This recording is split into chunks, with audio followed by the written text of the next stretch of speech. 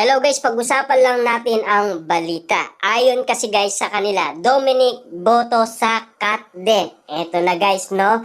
Masisira na guys ang inala nila na nililigawan umano ni Dominic Roque si Catherine Bernardo. Na alam naman natin kasi guys, sila ay magkaibigan lang, 'di ba? Siyempre, alam naman natin kasi si Alden Richard ay nililigawan ni Catherine Bernardo. Pag-usapan lang natin ito guys at pakinggan natin kung ano ang sinasabi ng balita. Ayon dito guys sa balita, nag-react si Dominic Roque sa komento ng isa niyang kaibigan sa kanyang Instagram post sa okasyon ng kanyang kaarawan. Ayan guys, no? Kitang-kita naman natin guys.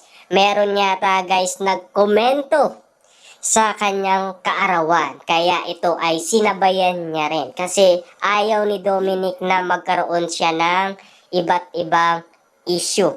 Katulad na lang guys na siya ay ini-issue umano o iniintriga kay Catherine Bernardo.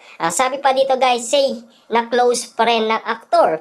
Malabo na raw iyong panahon na malayang nakakapag-post si Dominic ng mga litratong kasama si Catherine Bernardo na hindi nilalagyan ng malisya ng mga tao.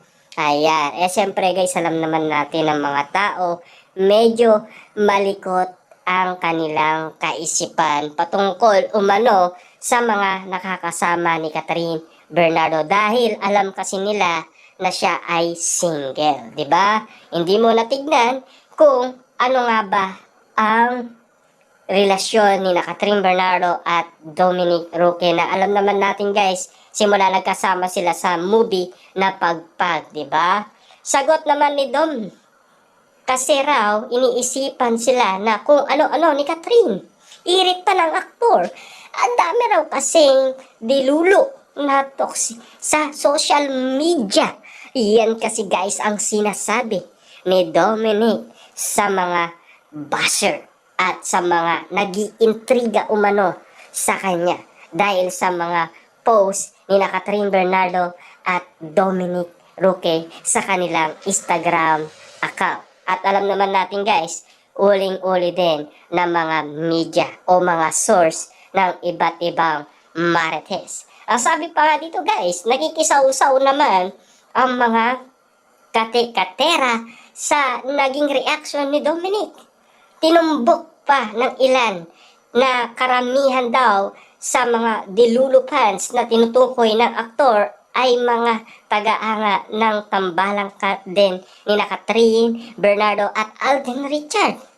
Pinabulaan naman ito ng ilan netizens. Wow, grabe no? Talagang ambagsik naman talaga guys ng iba't ibang mga tao patungkol umano sa mga fans ni Catherine Bernardo at Alden Richard. Binibigyan talaga ng malisya umano. Na alam naman natin kasi guys, simula pag may kasama na lalaki si Catherine Bernardo, ibig sabihin lang nun ay hindi pa talaga pumapayag si Catherine Bernardo na maging sila ni Alden Richard. Sabi pa nga dito guys, pansin naman ng isang kebetser, ito raw ang ikalawang pagkakataon na idinideny ni Dominic si Catherine. Dagdag pa niya, tila raw naapektuhan na ang aktor ng pambabaas sa kanya dahil sa closeness nito kay Kat.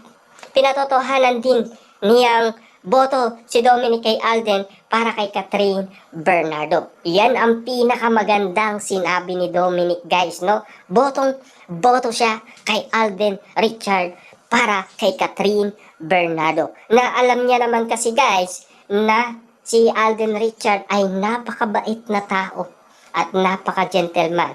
Kitang-kita naman kasi guys, kahit na si Robby Domingo, alam niya ang katotohanan. 'Di ba? Siyempre guys, para sa atin naman, 'di ba?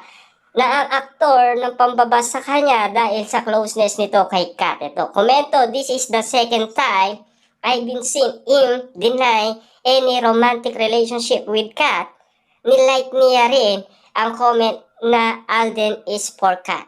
So, friend lang talaga sila ni Kat at boto siya kay Alden for Kat. Ibig sabihin guys, tignan mo naman, nilike daw ni Dominic ang sinabi ng mga netizens na Alden is for Kat.